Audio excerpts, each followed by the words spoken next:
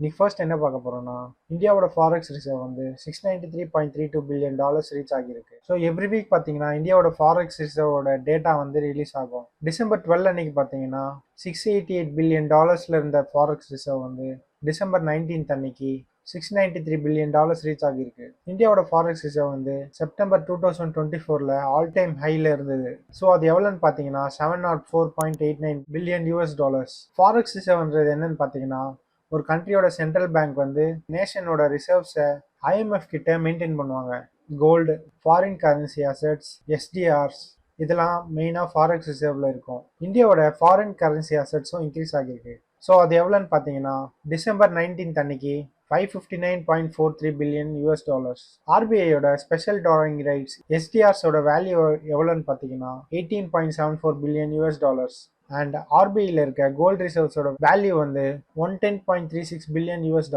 Next என்னன்னு பார்த்தீங்கன்னா Indian government வந்து ரிலையன்ஸ் கிட்ட $30 பில்லியன் வந்து காம்பன்சேஷனாக கேட்டிருக்காங்க. 2016லேருந்து இந்த ஆர்பிட்ரரி கேஸ் வந்து நடந்துட்டு இருக்கு. இந்த கேஸ் எது ரிலேட்டட்னு பார்த்தீங்கன்னா கிருஷ்ணா கோதாவரி ரிவர் பேசின்ல இருக்க D1, D3 அண்ட் D6 ஃபீல்ட்ல பார்த்தீங்கன்னா கேஸ் ரிசர்வாயர் எக்ஸ்ட்ராக்ஷனுக்கு ரிலையன்ஸ் வந்து 10 ட்ரில்லியன் கியூபிக் ஃபீட் எக்ஸ்ட்ராக்ஷன் பண்ண முடியும் அப்படின்னு சொல்லியிருக்காங்க. ஆனால் பார்த்தீங்கன்னா அவங்க வந்து அதில் 20% கூட எக்ஸ்ட்ராக்ட் பண்ணல.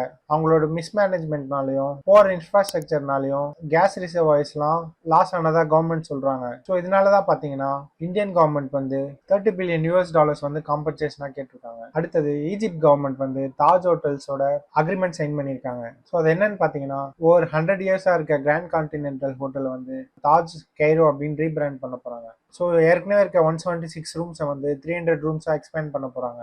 ஸோ இது வந்து பார்த்தீங்கன்னா 2029ல ஓப்பன் ஆகும் அப்படின்னு எக்ஸ்பெக்ட் பண்றாங்க. இதோட பார்த்தீங்கன்னா தாஜ் ஹோட்டல்ஸ் வந்து இன்டர்நேஷனலாக மேனேஜ் பண்ற ஹோட்டல்ஸோட கவுண்ட் வந்து 36 இன்க்ரீஸ் ஆகியிருக்கு. அடுத்தது ஜேகே டயர் கேவெண்டிஷ் இண்டஸ்ட்ரீஸோட மர்ஜரை வந்து கம்ப்ளீட் பண்ணியிருக்காங்க. 2016ல கேசோராம் இண்டஸ்ட்ரீஸ் கிட்ட இருந்து கேவெண்டிஷ் இண்டஸ்ட்ரீஸை வாங்கியிருந்தாங்க. அந்த டைம்ல வாங்கும்போது ஆப்ரேட்டிங் கெப்பாசிட்டியில வெறும் 30%ல தான் ரன் ஆகிட்டு இருந்தாங்க. ஜேகே டயர் வந்து அதை ரீவேம்ப் பண்ணி அவங்களோட கெப்பாசிட்டியை 95% இன்க்ரீஸ் பண்ணாங்க.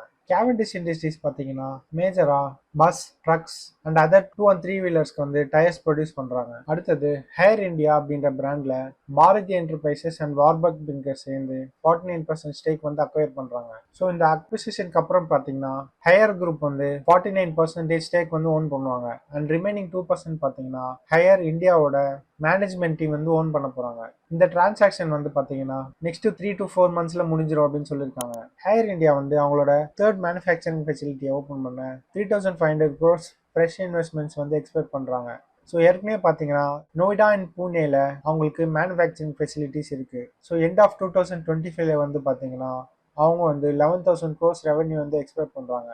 ஸோ இந்த வீடியோ இன்ஃபர்மேட்டிவாக இருந்தது நினச்சிங்கன்னா வீடியோவுக்கு லைக் பண்ணிடுங்க. அப்புறம் இந்த வீடியோ வந்து யாருக்கெல்லாம் யூஸ்ஃபுல்லாக இருக்கும்னு நினைக்கிறீங்களோ அவங்களுக்குலாம் ஷேர் பண்ணிடுங்க. மறக்காம சேனலுக்கு வந்து சப்ஸ்கிரைப் பண்ணிடுங்க.